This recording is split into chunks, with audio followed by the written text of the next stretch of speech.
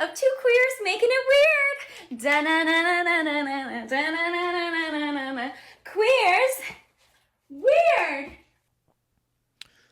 Oh, you're making it weird, all right. He's unbothered. What's up, everybody? Rivera here, the absolute best LGBTQ comedian in the world. I'm just gonna start off by saying I'm so sick of these people. And by these people, I mean people just like this. I wasn't gonna do a video on this person. I was sent the video where she's crying about being called ladies and acting like it's the biggest tragedy that's ever happened in her life. Basically, I was just getting a drink at the bar and they called both Azul and I ladies. Friends kept asking me about it. So I was like, let me check it out. And I decided to check out her page just to get a little bit of background. And I just noticed that she's everything wrong with what calls itself the 2S LGBTQIA+ community. And people like her are what make people in the LGBT community want to just change it to the LGB, drop the TQ. And the more I see people like this, the more I understand the argument that those people are making, because she's just absolutely insufferable. And I'm going to run through her video just so you guys can understand what it is I'm saying. So let's get to it. Before we go any further, I'm just going to ask that you like, comment, and subscribe. If you want to comment and you don't know what to comment, just put some scissors, because this bitch needs to cut her shit.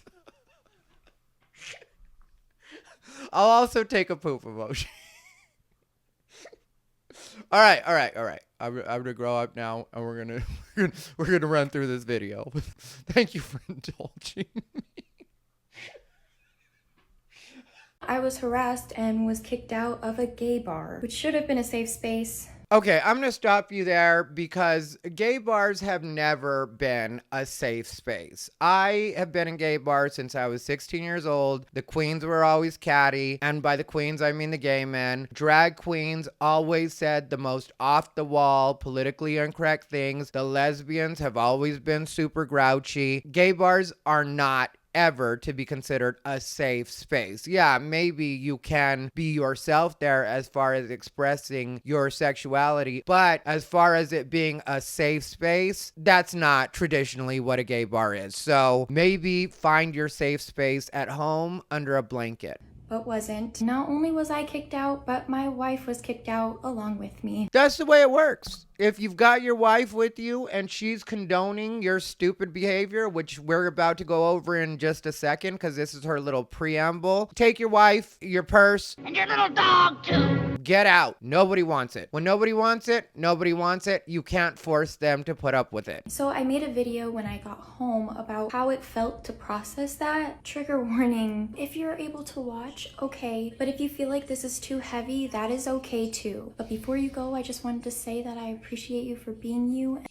She must not know me. And protecting you, and I love you so much. I honestly don't know what to do, but there was a really bad experience. Basically, I was just getting a drink at the bar and they called both Azul and I ladies. After they were done making the drink, I went up and I was like, some people don't refer to themselves as ladies, but it's okay that you didn't know. And I'm in a gay bar, so I should feel safe. Too bad, turned it around. They got so mad at me and they took the drink away from my wife and I. I'm going to take the bartender side right here, because I'm sure he's been slanging drinks for obnoxious gays all night long. And now he's got this chick that he refers to her and her wife as ladies. And then all of a sudden she's like, which I'm sure she said in the snottiest way possible, not everybody refers to themselves as ladies, but I guess it's okay. And I'm sure he got like, had it, get out, not doing it with you, already having to deal with enough obnoxious. Sorry, you're not on the agenda for the night. He hit the bar,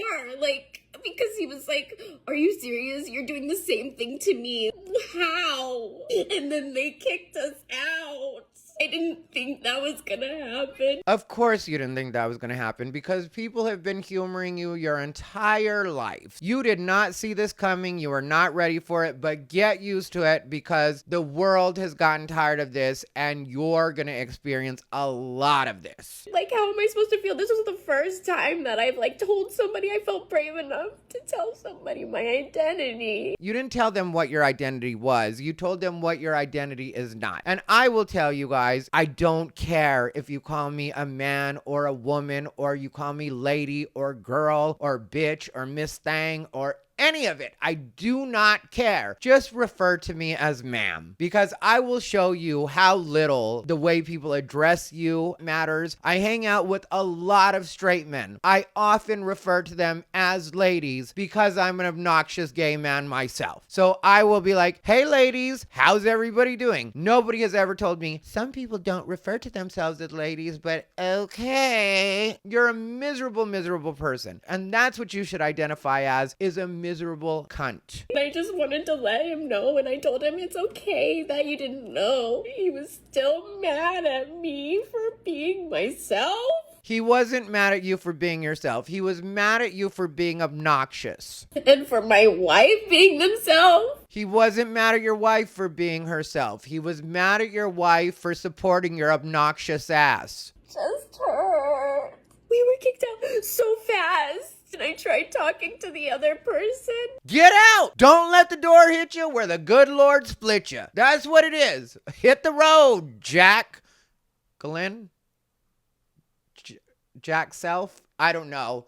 But whatever you refer to yourself as, take it somewhere else. He came over and was like, what's going on? It was another straight white man. She said straight white man. She meant gay white man. And she corrects that in the video, as you can see with the asterisk. But too late. You already referred to somebody that's gay as straight. You've broken your own rules. Look at you. You're so flustered that you're being homophobic. You've turned into everything you hate, madam. When I told him he's just not respecting our identity, and I don't understand why. He's not respecting your lack of identity. I cannot stress this enough. And he was like, you know what, just leave. And I got kicked out of a bar. Technically supposed to be a queer bar, but it's just gay white men. Okay, now a lot of gay people, myself included, do not like the term queer. I don't make a big deal of it when people refer to me as queer or refer to an event I'm doing as a queer event. I was the founder of Nevada's first ever LGBTQ comedy festival. It was suggested to me that we use the term queer just so that people that were possibly going to submit or wanted to perform knew that we were fully inclusive of all of the letters of the LGBTQ. I didn't make a big deal of it because to me, it's not that big of a deal. But what queer has turned into is not something I want to be a part of. What queer historically has been is not something that I want to be referred to as. But as I said, I'm not going to make a big deal of it, and I certainly wouldn't break down crying if somebody referred to me as queer. But it does seem a bit ironic to me that the people that identify as queer and use that as an umbrella for ridiculousness, like what we're seeing with this woman right here, are the same people that try to be really particular and precious about the way people refer to them. But if I were to tell them I don't like the term queer, they would tell me all the reasons that I should be okay with the term queer. It's just a little something that's worth noting. And when a bar specifically refers to itself as being a queer bar, that means you are welcome there no matter who you are. That doesn't necessarily mean that they're going to refer to you in any pronouns that you want to be referred to. And this person I will throw in at this point, her name is Snow, and her entire channel is dedicated to how to use pronouns. And it's the most ridiculous pronouns that she's talking about. Femme and fae pronouns, funny and funnies was some pronouns that she used also. There's a lot of them. I'll scroll through some of them just so you guys can see the kind of ridiculousness that she's trying to push and why it is that people are so tired of people like this. Yes. Oh my god, it was supposed to be a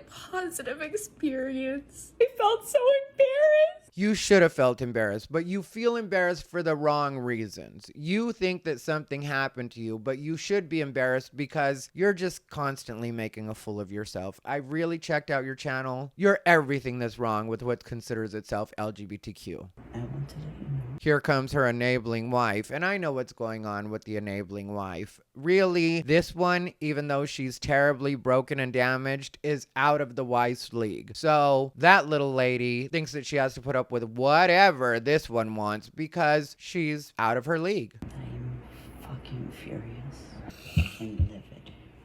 So she has to say she's fucking furious. She's livid! She can't take it! I know.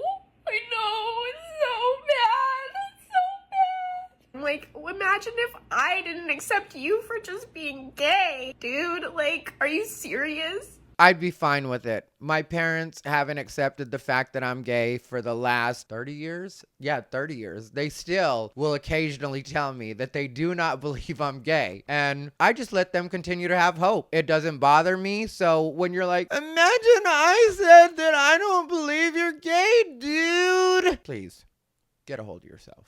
And he's told me, I'm being a gentleman calling you a lady. That's not something bad. Like, I'm just sharing that part, and I just wanted you to be like, okay, sorry. Well, that's the problem. We can't just run around like an open wound and expect everybody to just go with what we want. In a perfect world, somebody would say, okay, sorry, every time you get your little feelings hurt. But we don't live in a perfect world. We don't even live in a perfect country. I would guarantee that if I went to your house, I would notice that you don't live in a perfect house. You're not a perfect person. You don't have a perfect wife. So we can all wish for perfection. That doesn't mean we're going to get it. That doesn't mean the people around us are going to shoot for it. What would you like? What would you like to hear? And like, it's not like we even talk a lot. If you don't talk a lot, you should talk even less. And having seen your TikTok, you talk more than you should ever talk. It felt like a dad, like yelling at you. Oh my God. I noticed she said it's like a dad, not it's like my dad. So she either doesn't have a dad, which would be my guess, or she has one of those dads that was constantly getting run over by her and her mother. I'm sorry. Yeah. I'm gonna have some water. And I'm okay. It's just hard. One more thing that I wanted to add is that he yelled at my wife and told them that he sees us as ladies, and so he will always refer to us as ladies. Get used to it, because the rest of the world sees you both as ladies too. And I can tell your wife may have been on some hormones or tried to appear to be a little man, but she still just looks like a lady. It's what it is. And I've known lesbians in my time that look exactly like her and are very proud to be women. So even the fact that you would think your wife looks androgynous enough that somebody would just know that she's a they, them, or whatever she's supposed to be is ridiculous. And if you're gonna be this sensitive to everything, you honestly should just stay home. Bye. And at the end of the day, transphobia within the community is so disgusting. And it happens all the time, even if you don't realize it. Like making fun of neo-pronouns, yes, that's transphobia. Making fun of they, them pronouns, that is transphobia. Refusing to use a pronoun that feels the most comfortable to a person because of something that they can't help. Going out of your way to make sure not to use that person's pronouns is so transphobic. She made a bunch of things transphobic, and the more that you make things transphobic, the more transphobia there's gonna be, which I don't even believe that transphobia is a real thing anymore. I think transphobia is just what certain people call it that identify as trans when other people don't want to agree with them. It's like a foolproof just to keep people from expressing ideas that you don't agree with or don't fall in line with your particular way of seeing things. And we're not all just gonna conform to what it is you want. The world isn't gonna conform to what it is you want. And I honestly would blame whoever this person's parents are. I also would blame her wife, because a lot of people had to humor this person for her to get to this age and this point and be what she is now. If we don't unpack our internalized transphobia or homophobia, how can we expect the rest of the world to? Let's not forget about the silencing of people of color within the community. That's what I wanted to jump in on, because as a person of color, I know very few people of color, gay or straight, that are going for this. I don't know why you would bring people of color into it and act like you really care about our opinions, because most people of color are going to tell you to stop being ridiculous. That was the part I really wanted to get to. And that these are things that people like me should be working on and through, or else things truly don't get better. This is our community. It was never made for just a few. And in this situation, I know I was lucky enough to be a white person. And because of this, I will never stop letting people know my truth. Nor will I ever stop introducing it in the most polite way that I can. And if that's not good enough for them, then their business, their friendship, their relationship, it's not good enough for me. Bye. Even if they have great food, great drinks, whatever, doesn't matter. They're not willing to learn. They're not willing to accept the damage that they've done. And in a lot of these queer spaces, it seems like the people that take up the most room are gay white men. And I think we need to do something about that. And it's okay to learn new things every day. Yes, like you should learn that sometimes people are going to tell you no. You should learn that not everybody's going to bend to what it is you want. You should learn that some of these thoughts can completely 100% stay inside of your head. Those are all things that you personally should learn. In fact, it's encouraged to live a longer, healthier, and happier life. Well, then I'm glad we had this talk because now you know what you can do moving forward. I encourage you to take your own advice and learn from what it is I've said. Who knew? Who knew? That's exactly right. Who knew? Like I said, I wanted to make this video just because I really think that the average person needs to understand people like this are not at all representative of what the real LGBT community is like. We're not all living in the land of make-believe. We're not all constantly talking like kindergarten teachers. We're not all trying to force you guys to say a bunch of things you don't want to say. And we're certainly not all trying to humor people like this. A lot of LGBT people make it a point to stay away from people like this because they're just too sensitive for what most of us are going to give them or what most of us are willing to bend to. Anyway, I appreciate you guys watching. This has been Rivera, the absolute best LGBTQ comedian in the world.